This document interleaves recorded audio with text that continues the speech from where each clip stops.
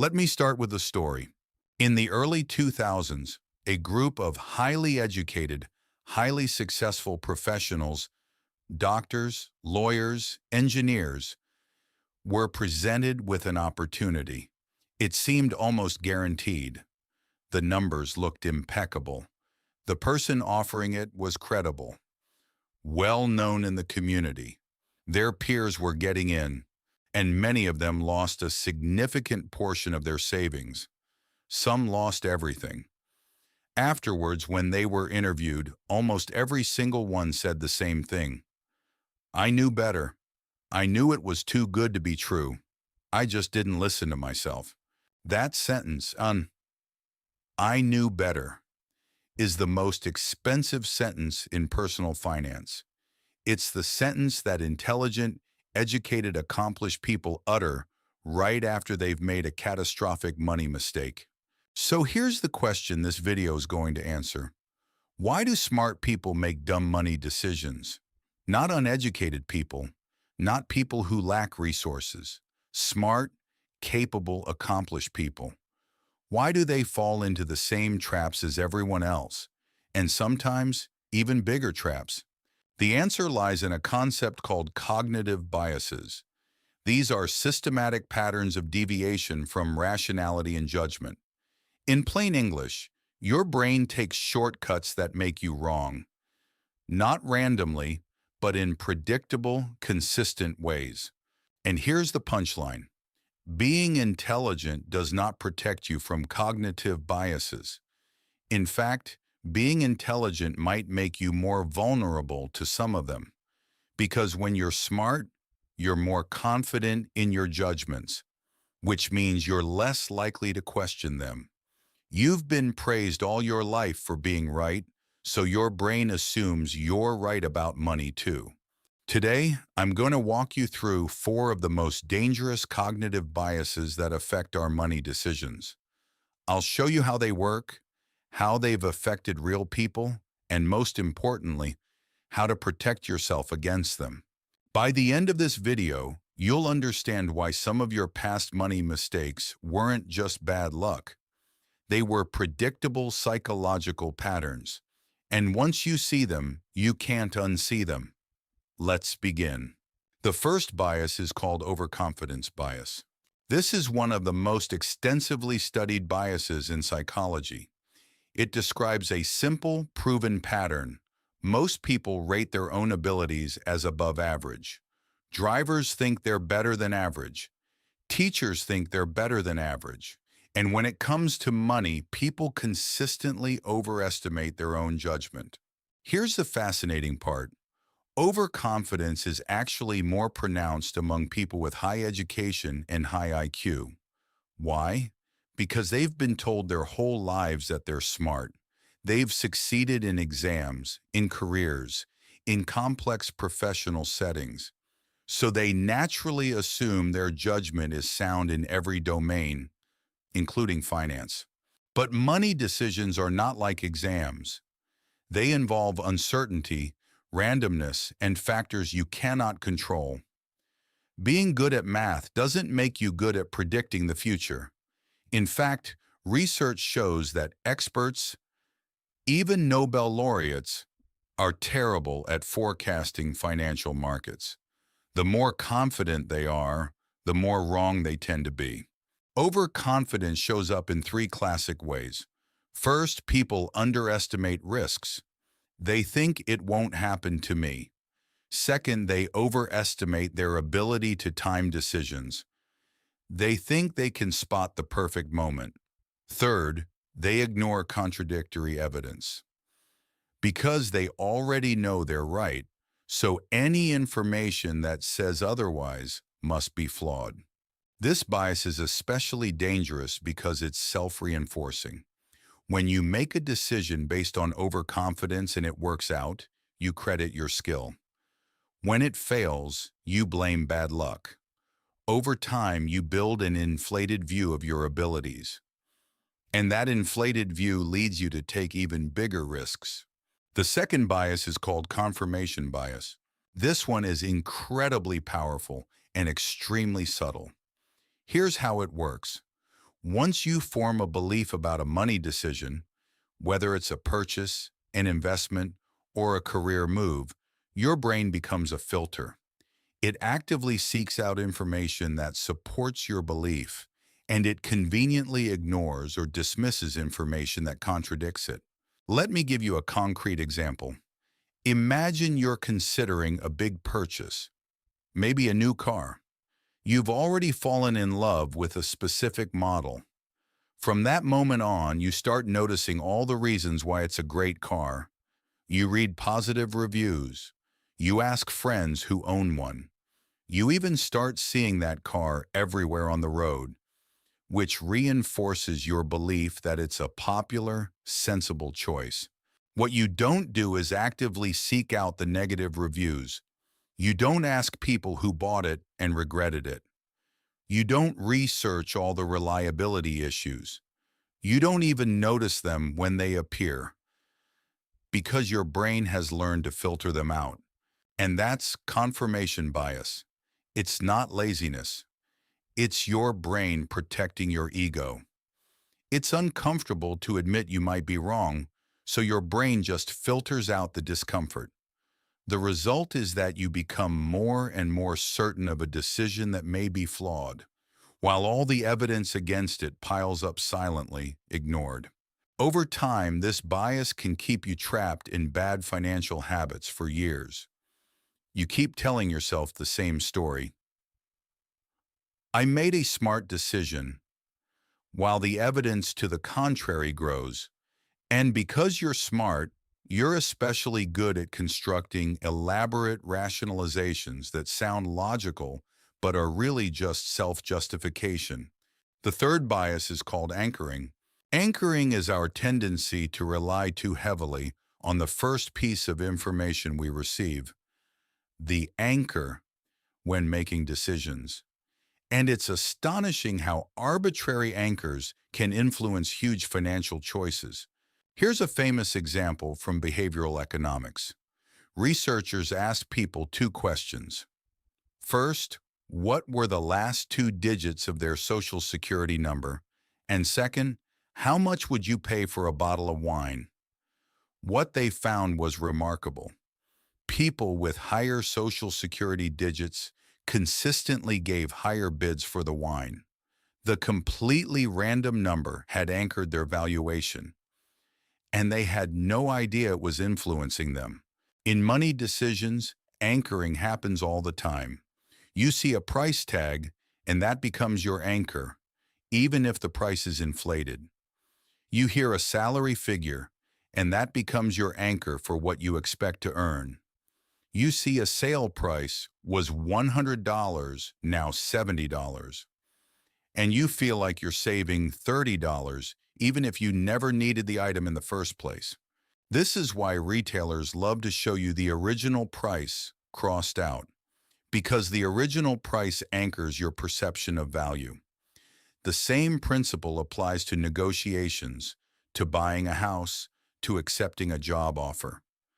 The first number thrown into the conversation, even if it's arbitrary, sets a mental benchmark that you'll struggle to escape. The anchor is almost always misleading, but your brain takes it seriously because it's the first piece of information you received. And your brain treats first impressions as more important than later information.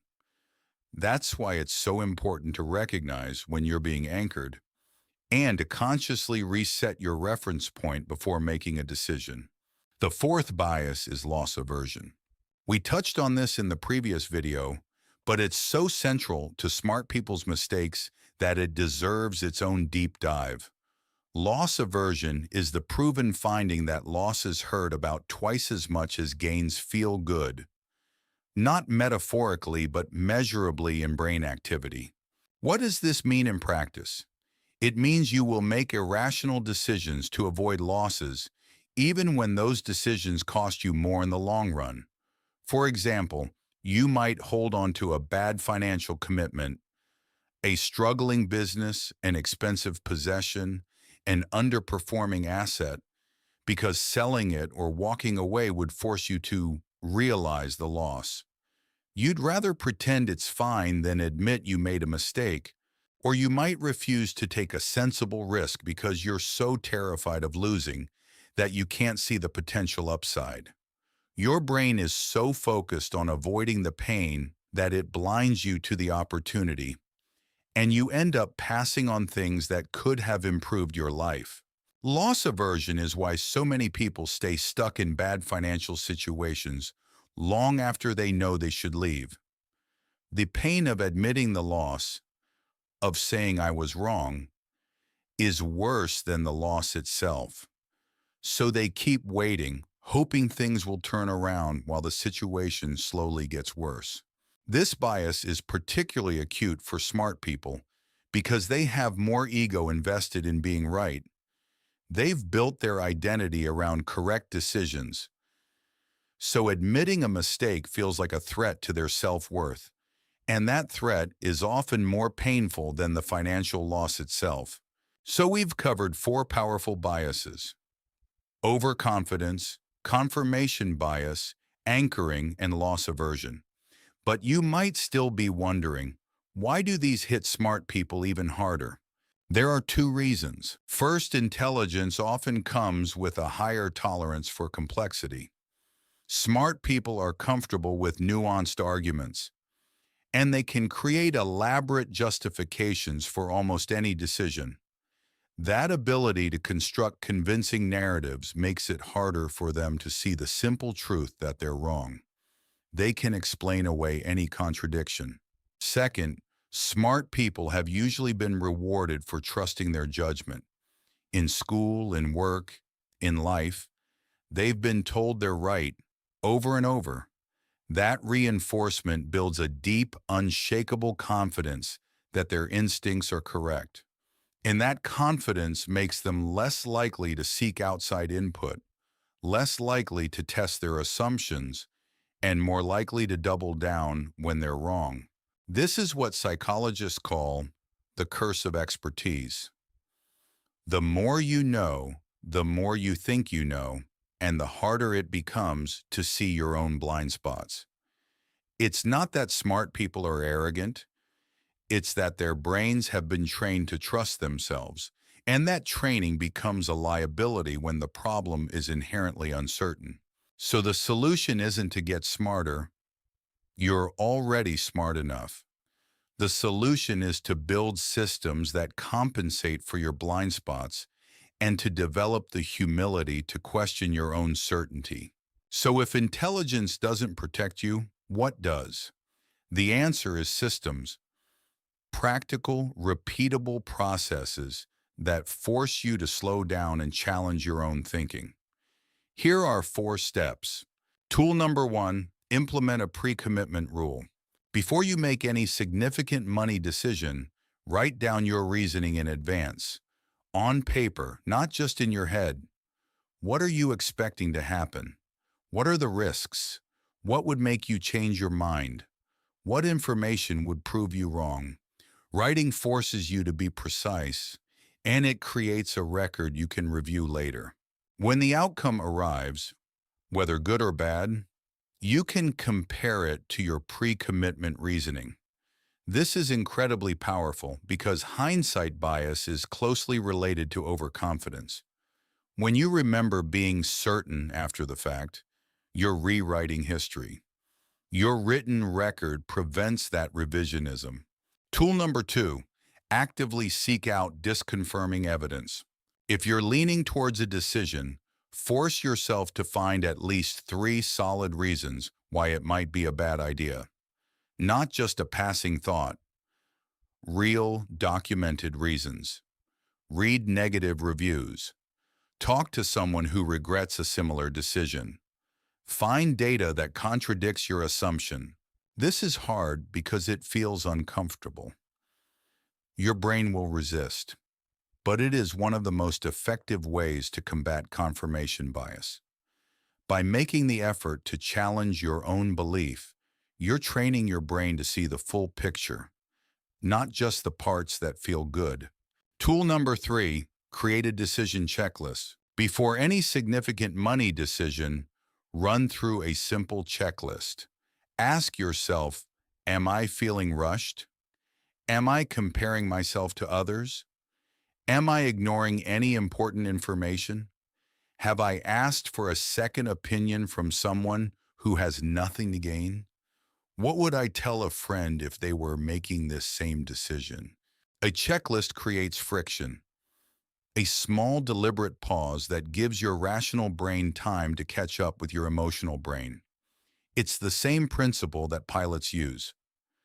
They go through a checklist before every takeoff, even if they've flown the same route 1,000 times, because they know that routine breeds complacency and complacency breeds mistakes. Tool number 4, embrace the outside view. When you're making a decision, it's natural to focus on your own specific situation, the inside view. You think about your unique circumstances, your strengths, your special knowledge. But the inside view is exactly where your biases thrive. You're too close to see clearly. The outside view means looking at similar decisions made by other people in similar situations. What were their outcomes? What mistakes did they make? What should they have done differently? You can't predict the future, but you can learn from the past and from the experiences of others. This is what professional decision makers do. They don't rely on intuition alone. They use base rates and historical data to inform their choices. So let's bring this all together. Smart people make dumb money decisions because intelligence is not immunity. Your brain has hardwired blind spots, overconfidence, confirmation bias, anchoring, loss aversion, that affect you whether you have a PhD or a high school diploma. The only difference is that when you're smart, you're more likely to trust your flawed judgment, and that trust makes you less likely to build the systems that would protect you. The very thing that makes you successful in other areas becomes a liability in finance. So here's my challenge to you. This week, pick one money belief you hold, something you're absolutely sure about, and actively try to disprove it. Look for evidence that you might be wrong. Ask someone who disagrees with you. Read something that challenges your view. You don't have to change your mind, but you do have to examine it. That's how you beat the biases. If this video made you think, I'd love to hear from you. Drop a comment below. Which of these biases have you caught yourself falling into? I read every comment and I reply to as many as I can. Hit that like button if you found this useful. It helps more people discover this kind of content. And subscribe if you haven't already. This channel is about the psychology of our money choices, helping you think better and decide better. Thanks so much for watching. I'll see you in the next one. Until then, stay curious and don't trust your brain too much.